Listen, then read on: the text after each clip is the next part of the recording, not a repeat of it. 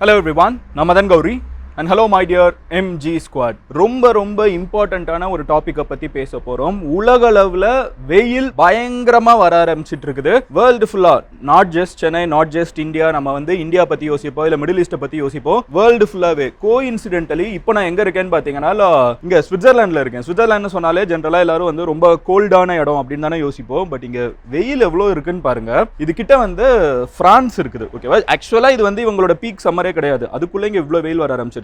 இங்க பிரான்ஸ்ல பாத்தீங்கன்னா நேத்திக்கு ரெக்கார்டட் டேட்ல கிட்டத்தட்ட 7 பேர், ஓகேவா, 7 பேர் இறந்து போயிட்டாங்க வெயில்னால, டைரக்டாவோ இன்டைரக்டாவோன்னு சொல்லிட்டு பிரெஞ்சு கவர்மெண்ட் அனௌன்ஸ் பண்ணிருக்காங்க. இதுக்கு காரணம் என்ன அப்படின்னு பாத்தீங்கன்னா 3-4 டேஸ்க்கு முன்னாடி நம்ம சேனல்ல ஒரு வீடியோ போட்டிருப்போம், எல் நினோ பத்தி பேசியிருப்போம். El Nino plus global warming plus heat dome அப்படிங்கிற ஒரு விஷயம் இப்போ உருவாக ஆரம்பிச்சிருக்குது. இந்த ஹீட் டோம் அப்படின்னா என்ன அப்படிங்கறத இன்னைக்கு வீடியோல உங்ககிட்ட சொல்ல போறேன். பட் அது கூடவே மெயினா நாம எதிர்பார்க்காத நிறைய இயற்கை மாற்றங்கள் இப்போ நடந்துட்டு இருக்குங்கிறது ஒரு உண்மையான ஒரு விஷயம். அண்ட் இது இன்னும் it is going to get worse. அது என்ன நடந்துட்டு இருக்குது, என்ன வர்ஸ் ஆக போகுதுங்கிறத தான் இன்னைக்கு உங்ககிட்ட நான் டீடைல்டா சொல்ல போறேன். ஸோ நான் டிராவல் பண்ணிருக்கேங்கிறதுனால நான் ஒரு பர்ஃபெக்டான ஸ்டுடியோ என்விரான்மெண்ட்ல இருந்து வீடியோ மேக் பண்ண முடியல. நேற்று வீடியோவை நீங்க அதை கவனிச்சிருப்பீங்க. பட் எனிவே என்ன நடந்துட்டு இருக்குன்னு சொல்றேன். ஃபர்ஸ்ட் விஷயம் என்ன அப்படின்னு பாத்தீங்கன்னா, பிரான்ஸ் நேத்திக்கு ரெக்கார்டட் டெம்பரேச்சர் எவ்வளோன்னு சொல்றேன். பிரான்ஸ்னு சொன்னா நம்ம என்ன யோசிப்போம், கோல்டு. சுவிட்சர்லாந்து இதெல்லாம் கோல்டுன்னு தானே யோசிப்போம். யூரோப்பே கொஞ்சம் கோல்டான கண்ட்ரி தானே. சம்மர்ல கூட எவ்வளவு வந்துற போகுதுன்னு யோசிப்போல. இவங்களோட பீக் சம்மரே கிடையாது. ஓகேவா, நேத்திக்கு பிரான்ஸ்ல 37 டிகிரி செல்சியஸ் ரெக்கார்ட் ஆயிருக்குது. யூகேல 35 டிகிரி செல்சியஸ் ரெக்கார்ட் ஆன இடம் இருக்குது. ஸ்பெயின்ல 38 டிகிரி செல்சியஸ், சென்னையோட வெயிலுங்க ஸ்பெயின்ல வர ஆரம்பிச்சிருக்குது. இங்கேயே இவ்வளவு இருக்குன்னா போர்ச்சுகல் 40 டிகிரி செல்சியஸ், சென்னையோட வெயில தாண்டியே போக ஆரம்பிச்சிருச்சு. இங்கேயே இவ்வளவு போக ஆரம்பிச்சிருச்சுன்னு பாத்தீங்கன்னா நீங்க நம்ம ஊர்ல யோசிச்சு பாருங்க. சென்னையில இட் ஃபீல்ஸ் லைக் 50 அப்படின்லாம் சில இடத்துல போட முடியாது. அதாவது டெசர்ட்டுக்கு நடுவில் இருக்கிற மாதிரி நிறைய இடத்துல இந்தியாவில் ஃபீல் ஆக ஆரம்பிச்சிருச்சு. இது இந்தியா பிரச்சனை மட்டும் கிடையாது. நான் சொன்ன மாதிரி it is a global problem. எதனால இது நடந்துட்டு இருக்கு அப்படின்னு நம்ம இப்போ பார்க்க ஆரம்பிப்போம். இதுல ஏன் ஒரு பெரிய டாபிக் அப்படின்னு நம்ம இன்னைக்கு எடுத்து பேசுறோம்னா, இங்க எல்லாரும் ரொம்ப பரவலா இதை பத்தி பேசிட்டு இருக்கிறத பார்க்க முடியுது. ஊருக்குள்ளேயே இந்த ஹீட் நாங்களே இவ்வளவு நினைக்கல, ரொம்ப அதிகமா வந்துட்டு இருக்குங்கிறாங்க.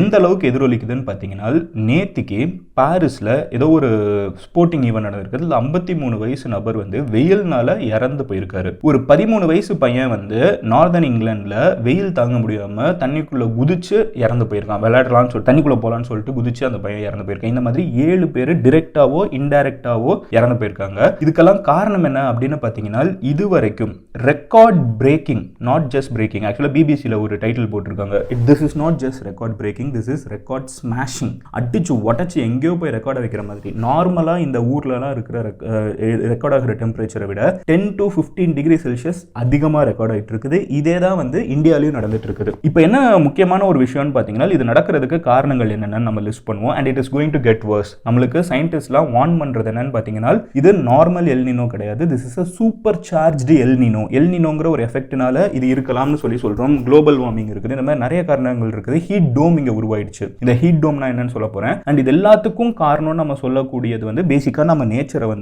ப்ரெடிக்ட் பண்ண பாக்குறது தான். கரெக்டா? இப்போ நேச்சரை ப்ரெடிக்ட் பண்ணி பார்த்தோம்னா it is going to get worse. காரணம் என்னன்னு பாத்தீங்கன்னா, ஃபர்ஸ்ட் நம்ம எல் நினோல இருந்து வர ஆரம்பிச்சிருவோம். எல் நினோனா என்ன? உலகத்துல நார்மலா ஒரு பேட்டர்ன்ல விண்டு ஃப்ளோ ஆகுது. கரெக்டா? இதை ட்ரேட் விண்டும்பாங்க. இந்த ட்ரேட் விண்ட் என்ன பண்ணுதுன்னு பாத்தீங்கன்னா, பல வருஷமா ஒரே இடத்துல தான் மழையை, இந்த சீசன்ல இங்க மழை பெய்யும், இந்த சீசன்ல இங்க வெயில் அடிக்கும் அப்படிங்கறது காரணம் என்னன்னு பாத்தீங்கன்னா, மேகங்கள் உருவாகிறது காரணம் தண்ணி எவாபரேட் ஆகி மேல போறது. அந்த மேகம் ஒரு இடத்துல இருந்து இன்னொரு இடத்துக்கு போகிறது. இதுக்கு காரணம் என்ன?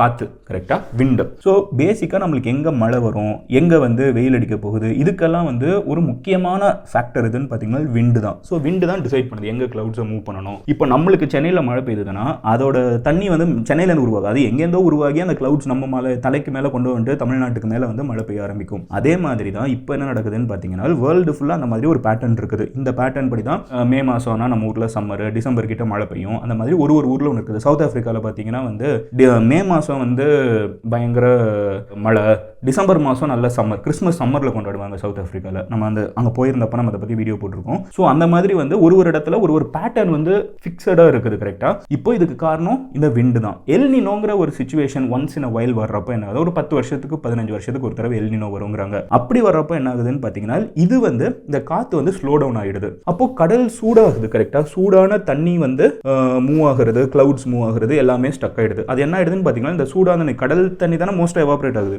இந்த கடல் தண்ணி வந்து ஒரு இடத்துல இருந்து இன்னொரு இடத்துக்கு போறதுக்கு பதிலா அது ரிவர்ஸ்ல போக ஆரம்பிச்சிருது. ஏன்னா காத்து இங்க இங்க கொண்டு போகல, காத்து அடிக்கல, காத்து வந்து வீக் ஆயிடுதுங்கிறதுனால அது மறுபடியும் இப்படி வர ஆரம்பிச்சிருது, ரிவர்ஸ்ல போக ஆரம்பிச்சிருது. அப்போ என்ன ஆகுதுன்னு பாத்தீங்கன்னா மழை பெய்ய வேண்டிய இடத்துல மழை பெய்யறது இல்ல, வெயில் அடிக்க வேண்டிய இடத்துல இன்னும் காட்டமா வெயில் அடிக்குது, மழை எதிர்பார்க்காத நேரத்துல பயங்கர காட்டமா பெய்யுது. சோ ஒரு சீசனுக்கு தேவையான மழை ஒரு நாள்ல பெஞ்சு முடிஞ்சிருது. எராட்டிக்கா வந்து பிஹேவ் பண்ண ஆரம்பிக்குது. எஸ்பெஷலி கோல்டர் ரீஜன்ஸ்ல நிறைய இடங்கள் ரொம்ப சூடாக ஆரம்பிச்சிருது. சூடாக இருக்கிற ரீஜன் அதை விட இன்னும் சூடாக ஆரம்பிச்சிருது. அதனால தான் நீங்கள் இப்போ நம்ம ஊரில் பார்த்தீங்கன்னா எக்ஸ்ட்ராவா ஒரு ஹீட் ஃபீல் பண்ணுறோம். நார்மலாக இருக்கிறத விட ஒரு எக்ஸ்ட்ரா ஹீட் ஃபீல் பண்ணுறதை நம்மளால பார்க்க முடியுது. அதுக்கு காரணம் எல்னினோ. பட் அதில் ஒரு ட்விஸ்ட் இருக்குது. இந்த எல்னினோ பற்றி தான் போன தடவை ஒரு ஃபுல் வீடியோ டீட்டெயிலாக பேசியிருக்கேன். அதுக்கு நீங்கள் ஒரு 3 days முன்னாடி வீடியோ பாருங்க, உங்களுக்கு ஃபுல் எக்ஸ்பிளனேஷன் கிடைக்கும். எல்னினோலே இருக்கிற ட்விஸ்ட் என்னன்னு பார்த்தீங்கன்னா சூப்பர் சார்ஜ் எல்னினோ.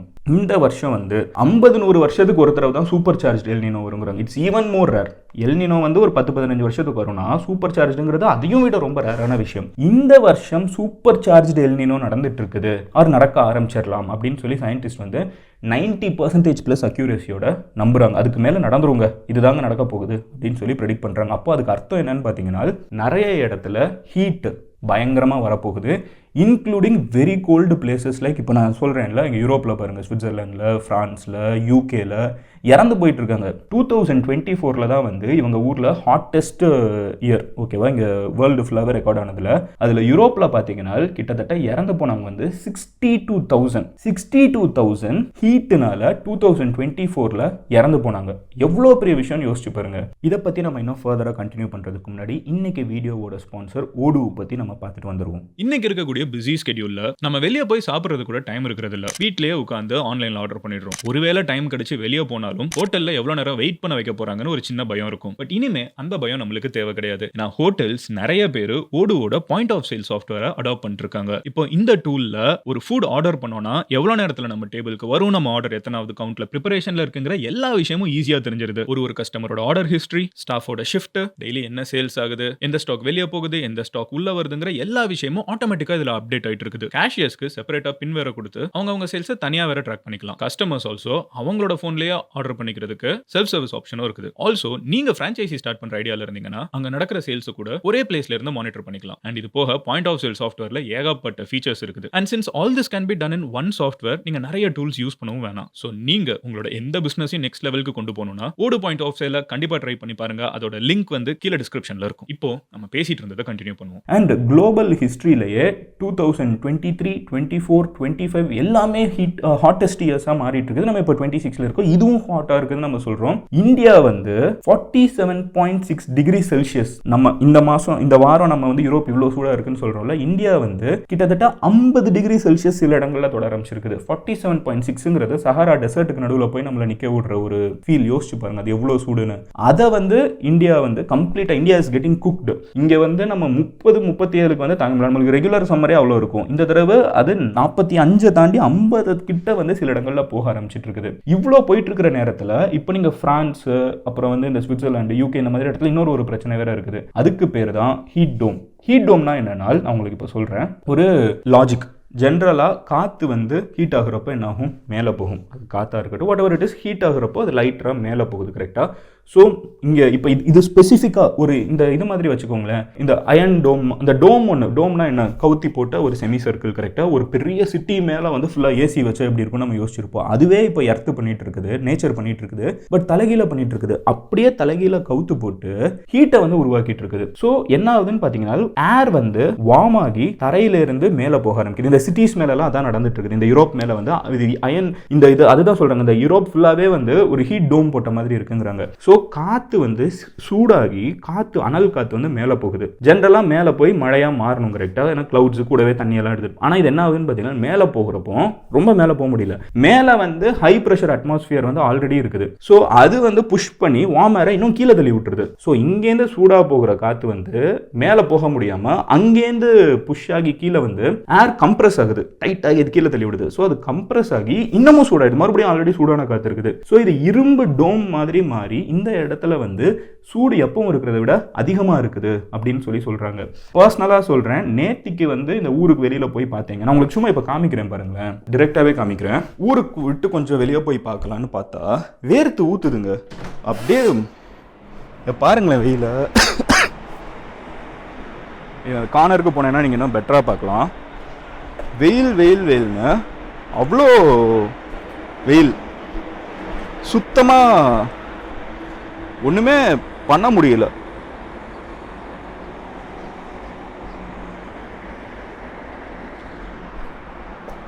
எப்பவும் இருக்கிறத விட நான் சொல்கிறேன், இப்போ வந்து நம்ம கிளம்பி கொடைக்கானல் போனோம்னா, கொடைக்கானல் வந்து ஆக்சுவலாக கொடைக்கானல் விடுங்க, நான் சொல்கிறது இப்போது நல்ல தோப்பு ஏதாவது நல்ல மரமாக இருக்கிற ஒரு ஏரியா ஏதாவது யோசிச்சு பார்த்தீங்கன்னா, அந்த குற்றாலம் அந்த சைடே வந்து இங்கே சுவிட்சர்லாண்டை விட இப்போ நல்லா இருக்கும்.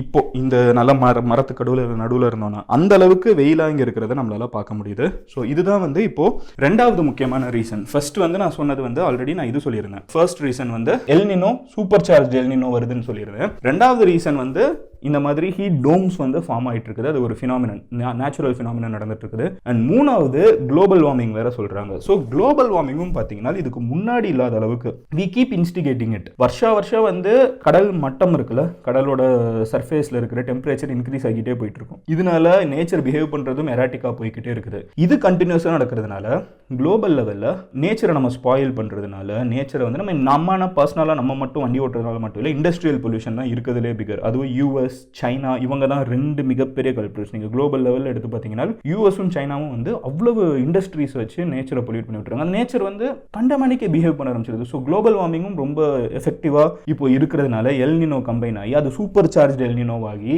அயன் டோம்ஸ் மாதிரி நேச்சுரல் ஃபினாமினன் ஃபார்ம் ஆகி it is going to get very hot. So இப்போ இவ்வளோ நம்ம மூச்சு முட்டை பேசுறது இப்போ ஏன் வெயிலா இருக்குங்கிறது மட்டும் கிடையாது, இது இன்னும் அதிகமாக போகுதுங்கிறது தான். இதனால எஃபெக்ட்ஸ் நிறைய இருக்கும். ஃபார் எக்ஸாம்பிள் நான் சொல்றேன், இந்த சீசன்ல வந்து நம்ம மழை பெஞ்சாதான் நம்ம விவசாயம் பண்ண முடியும், நம்ம விவசாயிங்க பிளான் போட்டு வச்சிருப்பாங்க. இந்த சீசன்ல அப்படி மழை பெய்யாது.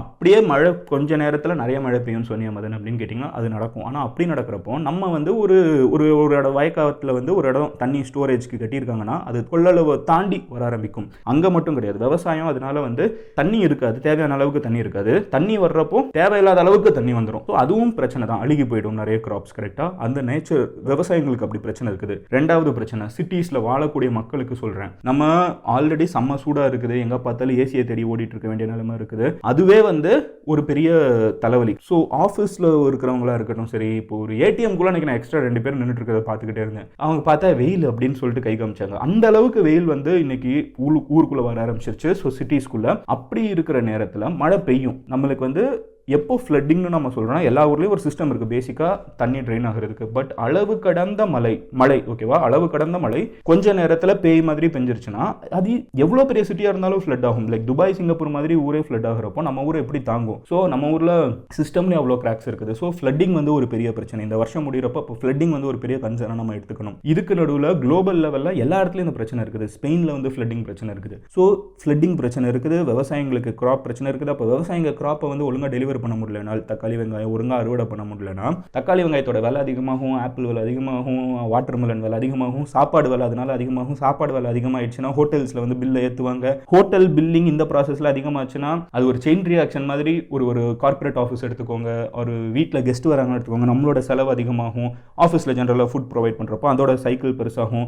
இந்த மாதிரி வந்து ஒரு செயின் ரியாக்ஷன் மாதிரி ஒன்றுக்கு ஒன்றுன்னு சொல்லிட்டு அவ்வளோ பெரிய ஒரு எஃபெக்டை வந்து இன்னைக்கு எர்த்து ஃபேஸ் பண்ணிட்டு இருக்குது. And it is going to get worse. So இவ்வளோ மூச்சு முட்டை பேசினதுக்கான காரணம் ரொம்ப simple, be prepared for a very hot season ahead. இது இன்னும் சம்மரே இல்லைங்க, அதுதான் ஹைலைட்டே. நான் சொல்கிறேன் கேளுங்க, இது இன்னும் சம்மரே இல்லை. அப்போவே என்ன வெயில் அடிக்குது நீங்கள் இப்போ பார்த்தீங்க, அது இன்னும் போக அப்புறம் என்ன ஆகும்னு யோசிச்சுக்கோங்க. ஸோ பி ப்ரிப்பேர்ட், முடிஞ்ச அளவுக்கு சேஃபாக பத்திரமா நிறைய தண்ணி குடிச்சிட்டு வீட்டில் ஸ்டே இன்டோர்ஸ் முடிஞ்ச அளவுக்கு. வீட்டுக்குள்ளே இல்லை, மால்க்கோ வேறு வேறு தேட்டரோ ஆஃபீஸோ எங்கே போனீங்களாலும் உள்ள இன்டோர்ஸாக இருங்க. முடிஞ்ச அளவுக்கு ஹீட்டு வெளியே போகாதீங்க, ரொம்ப கண்டமானிக்கு இருக்க போகுது. இது இன்னும் அதிகமாக தான் போகுது. இது வந்து நான் ஃபர்ஸ்ட் ஹேண்டாக இந்த கண்ட்ரீஸ்லேயே பார்க்குறப்ப நம்ம ஊர் we can understand how worse it could get. So be ready for it அப்படிங்கிறத சொல்கிறது தான் இந்த வீடியோட முக்கியமான நோக்கம். உங்கள் வீட்டில் யார்கிட்டயாவது இந்த மேட்டரை சொல்லி புரிஞ்சு கூட வேர்ல்டுலேயே இவ்வளோ பெரிய ஒரு பிரச்சனை போயிட்டுருக்குன்னு நினச்சிங்கன்னா அவங்ககிட்ட இந்த வீடியோவை ஷேர் பண்ணுங்கள் ஃபேமிலி குரூப்ஸில் and send it to the people you are concerned about. நீங்கள் ஹோட்டல் ஓனராக இருந்தீங்கனாலோ இல்லை ஒரு காஃபே ஓனராக இருந்தீங்கனாலோ நீங்கள் ஓடுவை செக் பண்ணி பார்க்கணும். ஆமாம், எனக்கு இந்த மாதிரி விலைவாசிலாம் ஏறிட்டு இருக்குது, எனக்கு அது ஒரு டைம் பார்த்துட்டா பெட்டர் அப்படின்லாம் நீங்கள் யோசிச்சிங்கனால், எனக்கு ஆட்டோமேட் பண்ணணும் நிறைய இந்த மாதிரிலாம் கொஞ்சம் பிரச்சனை இருக்குதுன்னு யோசிச்சிங்கனால், அதுக்கான லிங்க் வந்து கீழே டிஸ்கிரிப்ஷன் அண்ட் கமெண்ட் செக்ஷனில் பின் பண்ணியிருக்கும். நீங்கள் அதை எக்ஸ்ப்ளோர் பண்ணி பாருங்கள். I'll see you tomorrow. Love you all. Take care. Bye. Cheers and G's. Also நீங்கள் வந்து எல்னினோ பற்றி இன்னும் கொஞ்சம் ஸ்பெசிஃபிக்காக தெரிஞ்சுக்கணும் அப்படின்னு நினச்சிங்கனால், பூவுலகின் நண்பர்கள் சுந்தர்ராஜன் அவங்க வந்து ஒரு வீடியோ போட்டிருக்காங்க. அதோட லிங்க்கும் நான் டிஸ்கிரிப்ஷனில் கொடுக்குறேன். செக் பண்ணி பாருங்கள்.